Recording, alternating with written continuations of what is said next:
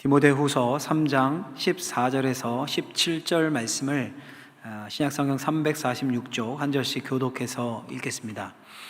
그러나 너는 배우고 확신한 일에 거하라. 너는 내가 누구에게서 배운 것을 알며 또 어려서부터 성경을 알았나니 성경은 능히 너로 하여금 그리스도 예수 안에 있는 믿음으로 말미암아 구원에 이르는 지혜가 있게 하느니라.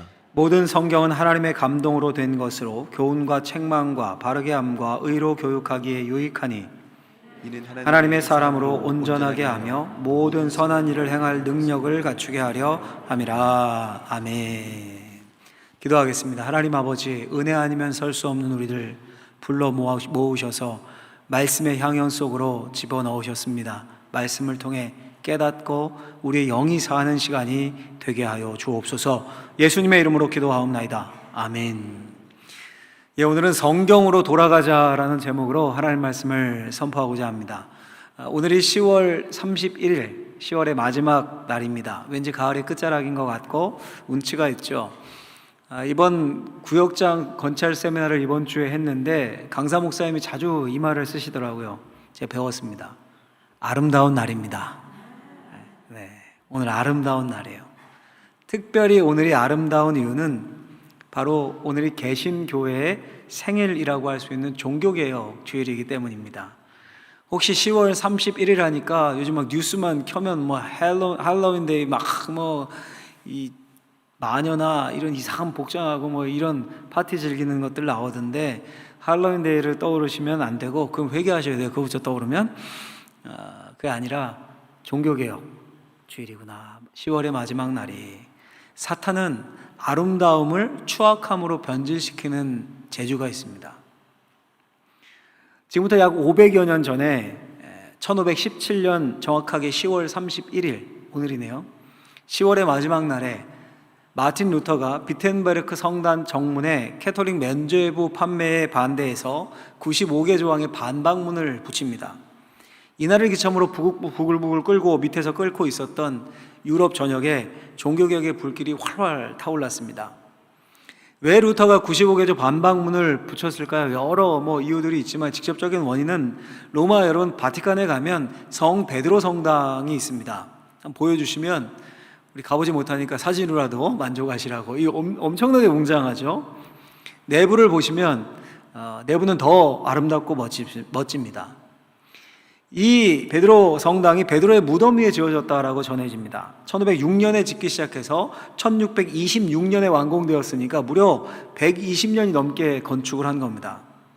저 베드로 성당이 지어진 때는 소위 중세 말기 로마 캐톨릭의 세계였습니다. 여러분 생각해 보세요. 500여 년 전에 저런 건축을 시작했으니까 돈이 많이 들었겠습니까? 안 들었겠습니까? 엄청나게 돈이 들었겠죠. 그래서 교황청의 재정이 부실해집니다. 그래서 교황청에서 소위 꼼수를 냅니다. 죄가 사면되었음을 증명하는 증명서, 이 면죄부예요. 면죄부를 판매한 겁니다. 고해성사를 통해서 참여하면 죄의 용서를 받는데 그걸 증명하기 위해서는 증명서인 면죄부를 사야 한다. 사서 갖고 다녀야 된다. 이런 논리인 겁니다. 소위 사기를 친 거죠. 모든 유럽의 성도들이 그 사기에 넘어갔습니다. 당시 그 면죄부 판매의 규제가 테젤이라는 수도사였는데요. 이런 말로 성도들을 혼란시켰습니다. 동전이 괴짝에 짤랑하고 떨어지면 그 즉시 영혼은 연옥에서 천국으로 간다. 이걸 반대해서 일어난 사람이 바로 수도사 마틴 루터입니다. 그 면죄부 판매에 대한 95개조 논박문을 작성해서 모든 성도들이 볼 수 있게 대문에 붙인 겁니다. 성당 문 앞에. 여러분, 제가 그 한 대목만, 한 조항만 읽어드리면 95개 조항 중 하나만 읽어드리면 86조가 이렇게 되어 있습니다.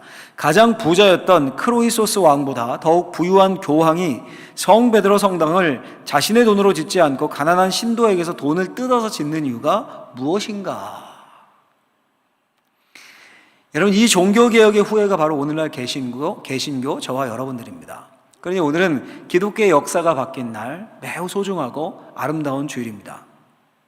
놀라운 사실은요, 루터로부터 이 불이 붙은 종교개혁이 단순히 기독교 회복 운동에만 끝난 것이 아니었다는 겁니다. 시작은 기독교 회복 운동이었지만 나중엔 이게 세상을 개혁하고 바꾸는 그런 결과를 가져옵니다. 중세 유럽의 봉건사회를 뿌리째 흔들고 근대 시민사회를 여는 촉매제가 됩니다. 그래서 여러분, 기독교 역사가들뿐 아니라 일반 세상의 역사가들, 모든 역사가들이 근대를 연 중요한 사건을 꼽으라면 그 중에 꼭 하나 꼽는 게 종교개혁입니다. 그러니까 여러분, 이걸 우리에게 적용해서 한번 생각해 보면 오늘날 우리의 삶 있죠. 우리의 삶, 우리 교회에서 하는 것들, 또 한국교회 개혁, 이런 게 별거 아닌 것 같지만요, 이게 엄청난 결과를 가져올 수 있는 겁니다. 루터가요, 이 95개조 반박문 대자보를 붙이면서 그 일이 세계 역사를 바꾸고 뭐 개신교가 생겨나고 근대의 문을 활짝 열 것이다, 상상이나 했겠습니까? 그 일을 계획하고 한 겁니까? 그게 아닙니다. 그 작은 일을 하나님이 사용하셔서 폭발하게 하신 겁니다. 여러분, 우리도 꼭 기억하셨으면 좋겠습니다. 여러분들이 하나님의 뜻에 따라 행하는 작은 순종이 마치 나비 효과가 되어서 내 자녀를 바꾸고 가정을 바꾸고 구역, 우리 교회 넓게는 한국교회의 큰 역사를 가져올 수 있다, 이 사실을 꼭 기억하셨으면 좋겠습니다. 이번 주 여러분, 그 구역장 원찰 세미나 때 강사님이 하신 말씀도 이거 아닙니까? 결국은 못 오신 분들을 위해서, 또 구역장 아니신 분들을 위해서 한 줄 요약해드리면, 둘째 날 마음에 하나님이 주신 소원이 있다는 거예요. 너희 마음에 소원을 두고 행하시나니. 삶의 목표예요, 목표. 근데 그게 잘 안 이루어지는 것 같아요. 어떻게 해야 됩니까? 우리 삶을 살펴보고 우리의 삶의 과정과 잘못된 습관들을 조금씩 조정하라는 겁니다. 복잡한 게 아니라 바꾸라는 거예요, 한두 가지를. 그 핵심이 칭찬과 감사입니다. 심지어 기도할 때 50% 이상 감사로 채워라. 여러분, 가만 생각하면 늘 듣던 거죠. 우리가 늘 듣고 별거 아닌 것 같지만, 저도 곰곰이 생각해 봤습니다. 제 언어, 칭찬과 감사, 이거 실천하는 사람이 많지 않습니다. 그대로 실천하면 강사님 표현대로 복의 유통자가 되실 줄로 믿습니다. 할렐루야. 네. 자, 그럼 다시 한번 돌아가서요. 루터 이야기를 했는데, 제가 루터가 붙잡았던 그 종교개혁의 정신, 그 정신이 무엇이고 오늘날 그게 어떤 의미가 있을까요? 루터가 붙잡았던, 크게 행했던 종교개혁의 세 갈래가 있었는데, 첫 번째는 뭐냐면 이겁니다. 성경이 신앙과 행위의 표준이다. 둘째는 믿음으로 인한 구원. 셋째는 만인 제사장의 원리. 이 무슨 뜻일까요? 첫째, 성경이 신앙과 행위의 표준이다. 이 말은 성경을 정확무한 하나님의 말씀으로 믿고 성경으로 돌아가자는 겁니다. 당시 캐톨릭은 성경에 더하기 빼기를 다 잘했거든요. 성경에 없는 연옥교리, 면죄부 이런 거 성경에 있습니까? 없죠. 그걸 만들었습니다. 성경에 없는 것을 덧붙인 겁니다. 그것에 대항해서 오직 성경으로를 주장한 겁니다. 둘째로 믿음으로 인한 구원.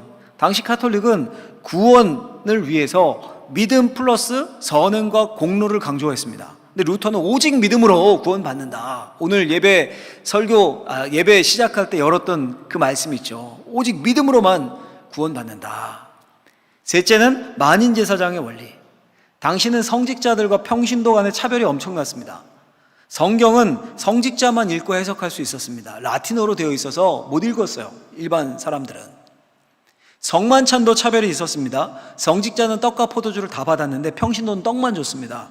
그것을 반대하면서 베드로 사도가 말한 것처럼 모든 신자는 하나님 앞에 왕 같은 제사장이다. 이게 만인 제사장의 원리입니다. 이 세 정신, 세 갈래로 종교개혁을 실시한 겁니다. 여러분, 이 세 가지 중에서 가장 우선순위가 뭐였을까요? 우선순위가 당연히 1번이죠. 성경으로 돌아가자. 왜 그렇습니까? 오직 믿음, 만인 제사장의 원리도 다 어디서 나온 겁니까? 성경에서 나온 겁니다. 성경에서. 그러니까 back to the Bible, 성경으로 돌아가자. 이것이 종교개혁 정신입니다.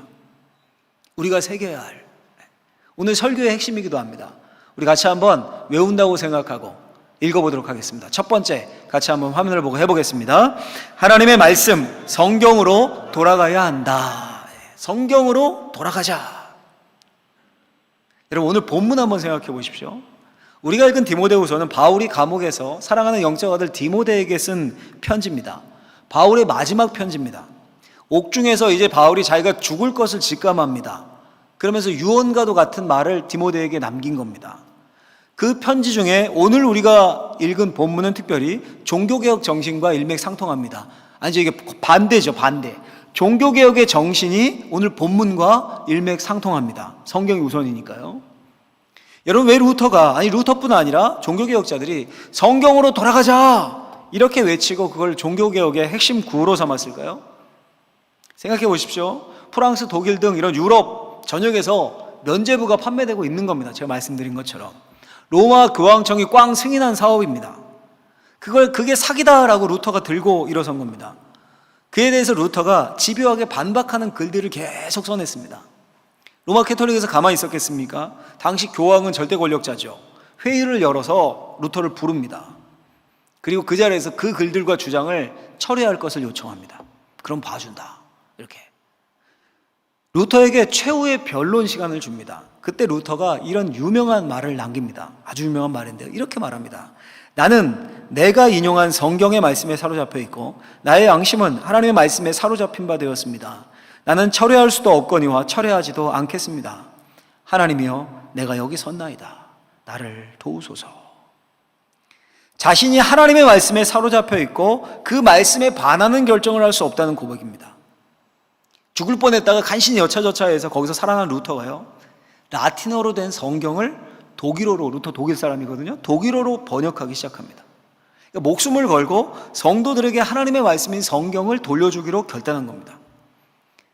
그래 여러분, 루터는 위기일수록 하나님의 말씀에 집중하는 겁니다.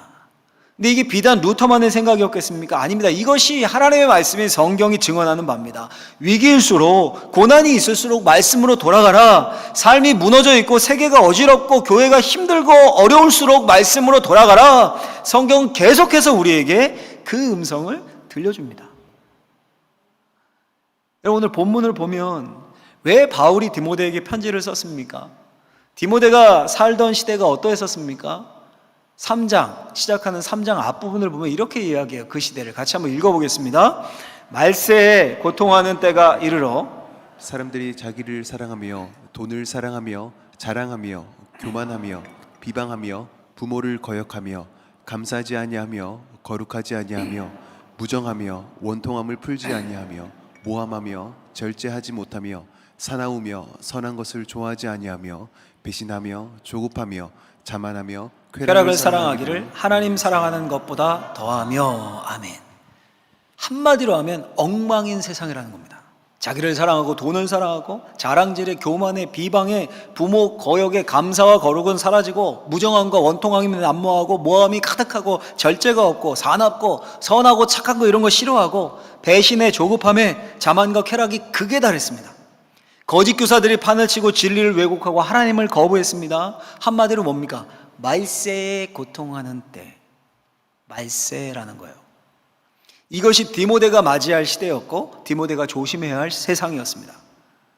그뿐입니까 여러분? 그런데 그런 세상에 사는 목회자 디모데는 어떻습니까? 성경을 몇 구절 보면 디모데 전서 4장 12절 보면 이런 표현이 나옵니다.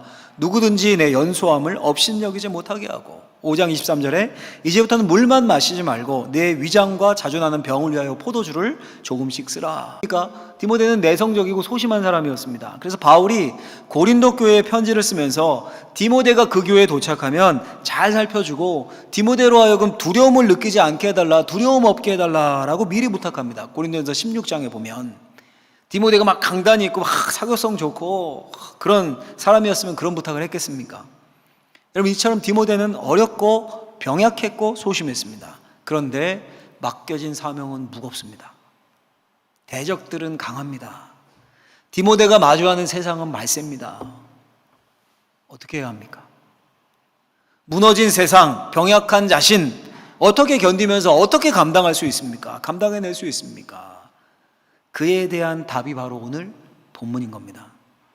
여러분, 우리 큰 소리로 읽고 다 읽고 아멘으로 화답하셨으면 좋겠습니다. 디모데후서 3장 14절에서 15절을 읽습니다. 그러나 너는 배우고 확신한 일에 거하라. 너는 내가 누구에게서 배운 것을 알며 또 어려서부터 성경을 알았나니 성경은 능히 너로 하여금 그리스도 예수 안에 있는 믿음으로 말미암아 구원에 이르게 하는 지혜가 있게 하느니라. 아멘. 무슨 말입니까? 풀어서 말하면 성경으로, 하나님의 말씀으로 돌아가라는 겁니다. 너는 배우고 확신한 일에 거하라. 그 배우고 확신한 일이 뭡니까? 어려서부터 배운 하나님의 말씀입니다. 외할머니와 어머니로부터 어릴 적부터 하나님의 말씀을 배웠습니다. 스승 바울로부터도 배웠습니다. 그 배운 말씀에 머물러는 거예요. 그 말씀을 더욱 연구하고 그 말씀에 대한 확신에서 흔들리지 말라는 겁니다. 그때 어떤 일이 일어납니까? 이렇게 말씀하죠. 성경은 능히 너로 하여금 그리스도 예수 안에 있는 믿음으로 말미암아 구원에 이르게 하는 지혜가 있게 하느니라. 할렐루야. 그 성경이 그 예수 그리스도로 말미암은 그 믿음으로 인해 구원에 이른다는 진리를 알려줍니다. 그 성경이 이 세상의 거짓과 사기를 분별할 수 있게 해줍니다. 그래서 버틸 수 있게 됩니다. 아니, 버티는 정도가 아니라 말씀에 붙잡혀서 결국 승리합니다. 여러분, 우리가 착각하지 말아야 할 것이 있습니다. 성경은요, 이 성경은 백과사전이 아닙니다. 성경은 과학책도 아니고 도덕책도 아닙니다. 성경은 구원에 관한 책입니다. 운전면허 시험책에서 진화론 찾으면 거기서 답이 나옵니까?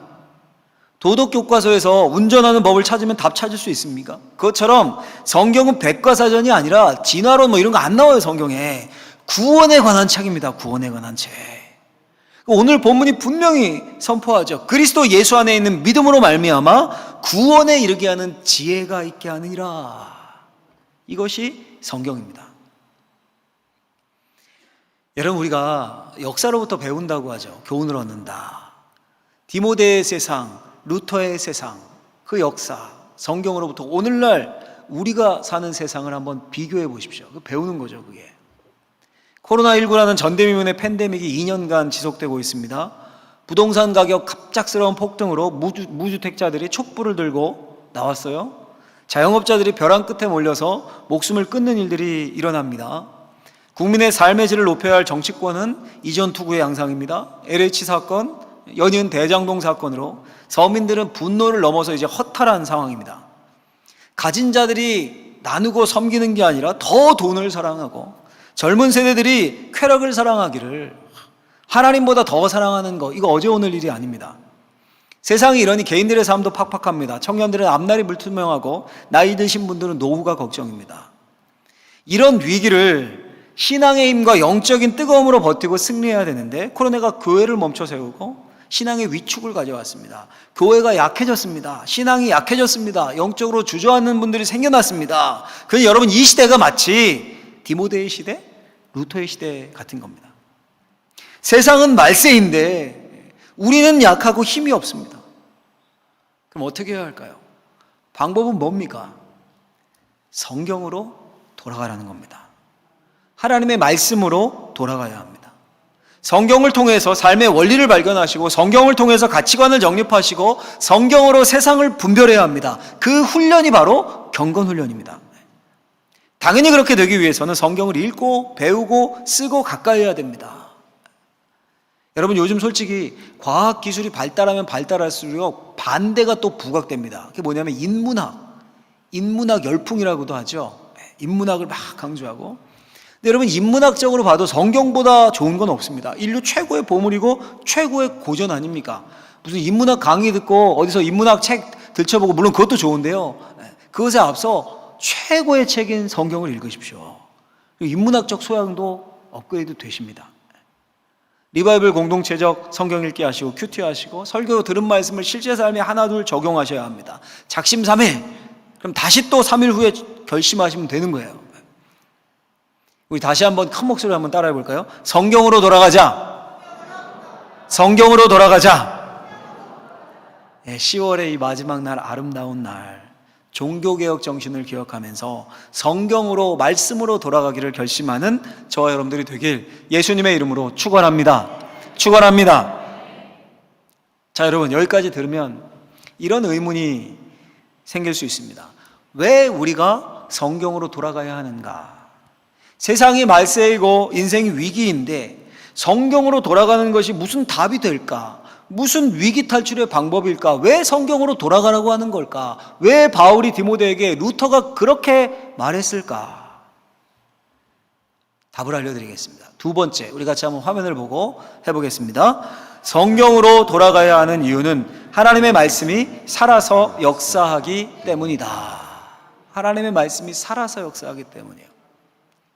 사진을 한 장 보여주시면요, 사진을. 이게 제천에 있는 가든인데요, 좀 낡아 보이죠? 한국의 3대 흉가 중에 하나라고 합니다. 별게 다 있죠. 뭐 곤지암에 무슨 정신병원, 제천에 저 가든 또 어디 하나 있다고 하던데, 제가 이렇게 설교 검색하다가 본 기사였는데 2년 전 기사더라고요. 2년 전 신문기사. 궁금해서 지금 찾아보니까 저 흉가가 따뜻한 한식 뷔페로 바뀌었다는 올해 누군가 쓴 블로그 글을 봤습니다. 여러분 한번 생각해 보십시오. 왜 흉가가 되는 겁니까? 왜? 또 어떻게 대표적인 흉가가 한식 뷔페가 될까요? 핵심은 뭐예요? 사람이죠, 사람. 사람의 손길과 숨결이 끊어져서 거기 더는 살지 않으면 영락없이 흉가가 됩니다. 흉가가 됩니다. 반면에 아무리 흉가라도 그 집에 사람이 살아서 온기와 숨결이 뿜어지면 흉가도 따뜻한 집으로 바뀝니다. 그렇죠? 하나님의 말씀인 성경이 그렇습니다. 오늘 본문을 한 구절 다시 읽어볼까요? 디모데후서 3장 16절 말씀 같이 읽겠습니다. 모든 성경은 하나님의 감동, 하나님의 숨결로 된 것으로 교훈과 책망과 바르게 함과 의로 교육하기에 유익하니 이는 하나님의 사람으로 온전하게 하며 모든 선한 일을 행할 능력을 갖추게 하려 함이라. 아멘. 성경이 뭐로 되어 있다고 합니까? 하나님의 감동으로 되어 있다. 근데 제가 괄호를 쳐놓고 하나님의 숨결이라고 써놓습니다. 원어의 의미가 그거예요. 숨결. 그래서 영어를 보면 God breath 이렇게 돼 있어요. breath 무슨 뜻입니까? 호흡하다, 숨을 쉰다 이런 뜻이죠. 그러니까 성경이 하나님의 숨결로 기록되었다는 겁니다. 성경 곳곳에 그냥 책, 보통과 같은 책, 글씨 이게 아니라 성경 곳곳에 하나님의 숨결이 남아 있습니다. 마치 집에 사람이 살면 그 집에 사람의 숨결이 집 전체에 서리듯이 성경에 하나님의 숨결이 서려 있습니다. 사람 사는 집과 안 사는 집은 들어만 가봐도 알잖아요. 아, 여기 빈집이구나. 기가 막히게 알지 않습니까? 사람의 숨결과 호흡이 우리도 안 보이는데 스며들어 있는 거예요. 그것처럼 하나님의 숨결이 성경에 서려 있습니다. 그 하나님의 숨결이 어떤 일을 만드는 겁니까? 사람을 살리고 생명을 살리는 겁니다. 최초의 인간 아담을 창조하시고 하나님이 어떻게 하셨습니까? 이렇게 되어 있습니다. 생기를 그 코에 불어넣으시니 사람이 생명이 된지라. 하나님이 숨결을 그 코에 불어넣으셨습니다. 그래서 사람에게 생명이 들어가서 움직였습니다. 여러분, 이것이 바로 말씀이 살아서 역사한다는 의미입니다. 성경이 하나님의 숨결로 되어 있습니다. 그래서 말씀이 들어가면, 하나님의 숨결이 서려 있는 말씀이 들어가면 영혼이 살아나고 사람이 변합니다. 말씀이 들어가서 교훈하고 책망하고 교육합니다. 그 말씀이 하나님의 사람을 온전하게 만듭니다. 그 말씀이 하나님의 자녀로 살 수 있게 해줍니다. 그러니 말씀이 있고 성경이 들어가는 곳에 생명의 역사가 일어나고 사람이 변하고 교회가 세워집니다. 여러분, 이해가 되십니까? 이 하나님의 말씀이 살아있다는 의미가 좀 어려우십니까? 우리나라 선교의 역사를 보면 이해가 아주 쉽습니다. 제가 좀 길지만 이야기식으로 풀어드릴 테니까 편하게 한번 들어보십시오. 우리나라 사람 중에 복음을 처음 접한 사람들이 의주 상인들이었습니다. 그러니까 중국과 국경에 있는, 중국과의 국경을 넘나들면서 장사를 하는 상인들인 거예요. 그들이 만주 봉천 근처의 고려문이라는 국경 지역에서 스코틀랜드 선교사 존 로스라는 분을 만납니다. 거기서 이제 막 전도를 했던 거죠. 로스 선교사가 중국인 통역을 두고 조선에서 왔다는 장사꾼들에게 전도를 합니다. 근데 장사꾼들이요, 이게 자리를 안 두고 가만히 듣는 거예요. 집중해서 통역이 하는 그 설교를 듣습니다. 아, 선교사님이 막 하면서도 마음이 들뜨겠죠. 야, 이거 반응이 있구나. 개종을 하려나 보다. 설교가 끝났습니다. 조선 상인들이 우르르르 로스 선교사님들에게 몰려들었습니다. 복음을 듣고 개종을 결심했구나. 이렇게 기대를 했는데 중국인 통역을 통해서 로스 선교사님에게 전해진 말은 이거였습니다. 당신이 입은 그 옷감 어디 가야 구할 수 있습니까? 여기 장사꾼이죠. 복음에 관심 없었고, 외국 선교사, 스코틀랜드 사람이니까 영국 사람 옷이 좋잖아요. 질 좋은 외제 옷감에 꽂힌 거예요. 그거 가져다 팔면 돈 벌겠다. 몇 번을 그들을 접촉해도 마찬가지였습니다. 로스 선교사님이 방법을 바꿉니다. 조선인들이 호기심을 끌만한 물건을 공짜로 줍니다. 그게 뭐냐면 양초입니다. 양초를 공짜로 주면서 끼어서 성경을 끼워서 나눠줍니다. 양초 당신 가져가라면 성경 안 가져가면 이거 안 준다. 이렇게요. 그러니 양처를 받으려고 당연히 성경도 마지못해 가져가겠죠. 그건 한문 성경이에요. 그때 한글 성경은 없었어요. 아직 한문 성경. 근데 그 양초와 성경을 받아간 사람 중에 의주 사람 백씨라는 사람이 있었습니다. 양초와 성경을 가져간 거예요. 조선 땅에 왔는데, 집에 왔는데 성경에 관심 없죠. 관심 없으니까 책 좋아하는 아들에게 던져준 겁니다. 근데 아들이 그 한문 성경책을 읽게 됩니다. 읽다가 완전히 몰입됩니다. 그리고 같은 또래 친구들을 모아서 성경을 읽고 연구하기 시작합니다. 3년 후에 그들이 그 성경의 진리를 받아들이고 함께 압록강을 건너서 중국에 있는 선교사님을 찾아갑니다. 성경이 그들의 삶을 변화시킨 거예요. 그 중에 백홍준이라는 사람이 1879년 세례를 받게 됩니다. 한국 개신교의 첫 세례교인입니다. 놀랍게도 선교사님은 아직 조선 땅에 들어오기도 전이었습니다. 그 성경이 세례교인을 만든 겁니다. 그 후에요, 1882년에 그 로스 선교사님에 의해서 중국 만주에서 한글 성경이 번역됩니다. 한글 성경이. 저희 쪽복음이죠. 전체가 아니라 누가복음, 요한복음이 먼저 나와요. 이성하라는 사람이 압록강을 건너서 그 성경을 가지고 들어오려는 시도를 합니다. 근데 금서 아닙니까? 이 금서. 걸리면 큰일 나는. 엄중한 국경 경비 때문에 국경 근처에 구련성이라는 중국인 여관에, 묵는 여관에 성경을 맡겨놓고 못 가져 들어오고 다음 기회를 노립니다. 그런 식으로 몇 번을 반복하게 돼요. 그리고 여관에 성경책이 쌓였겠죠. 쌓인 겁니다. 그걸 여관 주인이 안 겁니다. 여관 주인이 알고 국경 순찰을 두려워해서 이성하에게 그 짐 치워달라 이렇게 요구합니다. 아직 이 사람이 순교의 용기는 없고요. 눈물을 흘리면서 그 성경책을 끌어내서 압록강에 버리거나 불에 태워서 그 죄를 강물에 뿌렸습니다. 시신을 화장하듯이. 그 소식을 로스 선교사님이 전해 듣습니다. 전해 듣고는 이렇게 말했다고 전해집니다. 성경으로 깨끗하게 씻긴 물을 마시는 한국인에게 반드시 생명이 될 것이요, 성경 태운 죄를 뿌리운 한국인에게 반드시 비료가 되리니 한국교회의 발전은 가히 기약할 것이라. 그 말을 옆에서 들은 중국인들은 코웃음을 쳤다고 합니다. 그렇지 않습니까? 교회는 그냥 무슨 선교사님도 한 명 들어가지 않았을 텐데. 근데 놀랍게도 10년 만에 이 로스 선교사님의 예언이 이루어집니다. 서상륜이라는 의주 상인이 역시 홍삼을 팔러 만주에 갔다가 열병에 걸려서 죽을 병, 열병에 걸려서 사경을 헤맵니다. 근데 선교사님들의 도움으로 치료를 받고 1882년 로스 선교사님께 세례를 받습니다. 그리고 당당하게도 그 한글 번역된 성경 500권을 국내로 당당하게 들여옵니다. 그러다 딱 걸려요. 검문소에서 딱 걸립니다. 다 압수당해요. 다 압수당합니다.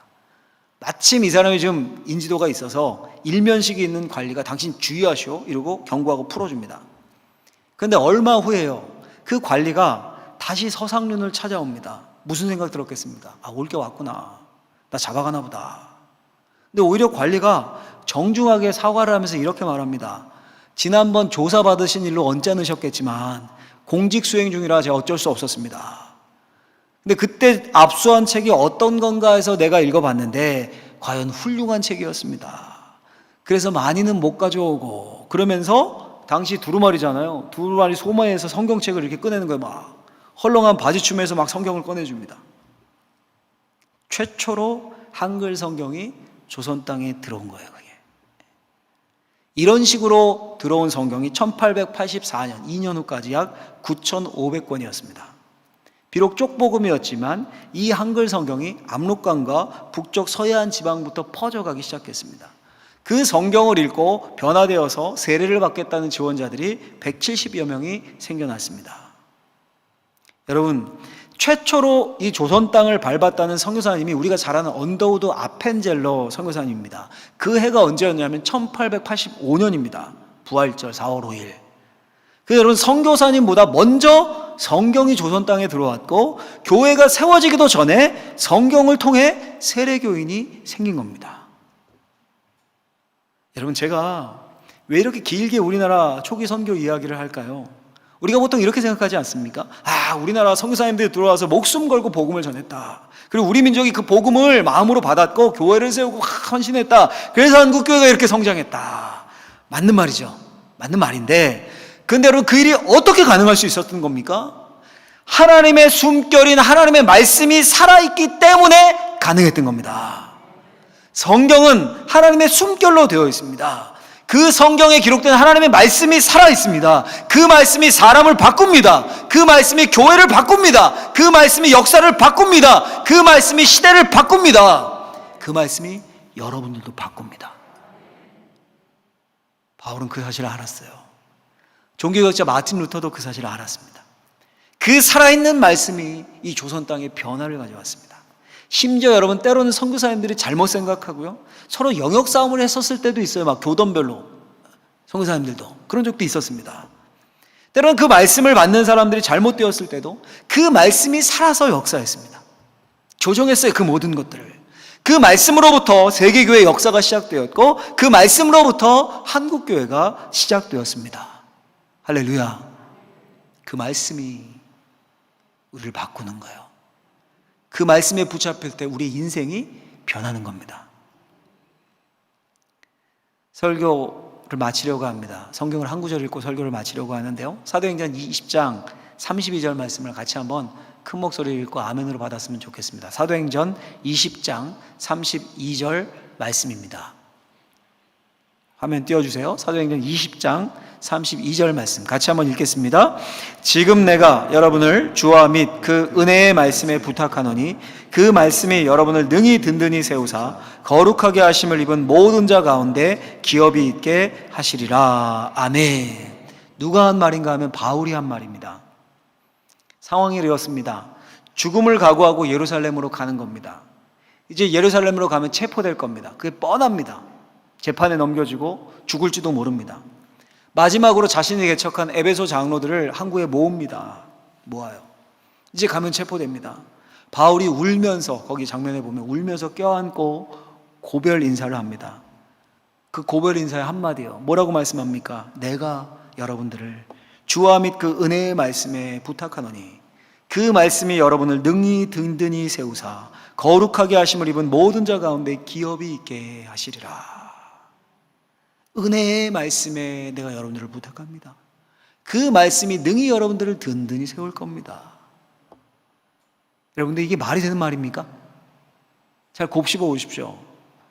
어떻게 해야 말이 됩니까? 내가 에베소 교회를, 여러분들의 교회를 후임자 디모데 목사님에게 부탁합니다. 맡겨놨습니다.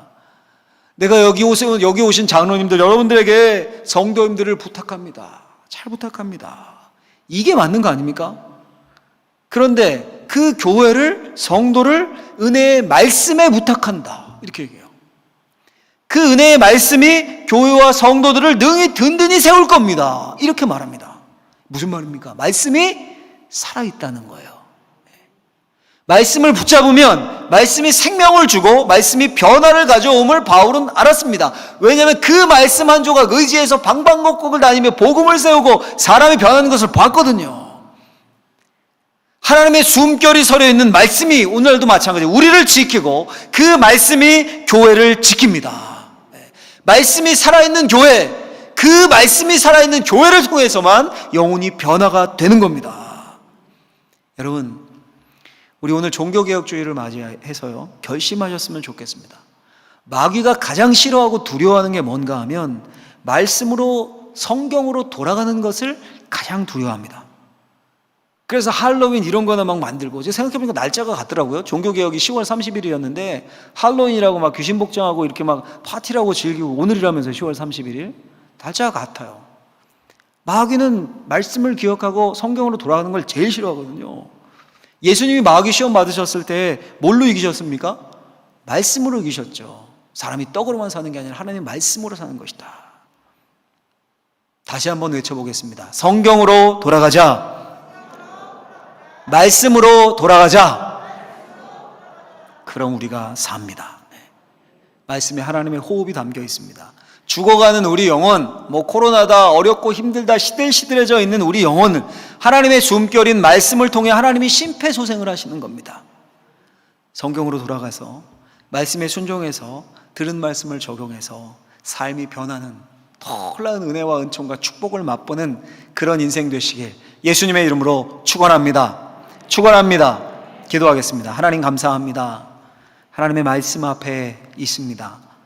말씀이, 하나님의 숨결이 우리의 심령과 우리의 생각과 우리의 마음에 내려앉아서 악한 마귀 사탄이 두는 모든 더러운 생각들, 우울한 생각들, 죄악된 생각들 다 쫓아내고 우리 영혼을 살리는 역사가 있게 하여 주옵소서. 예수님의 이름으로 기도하옵나이다.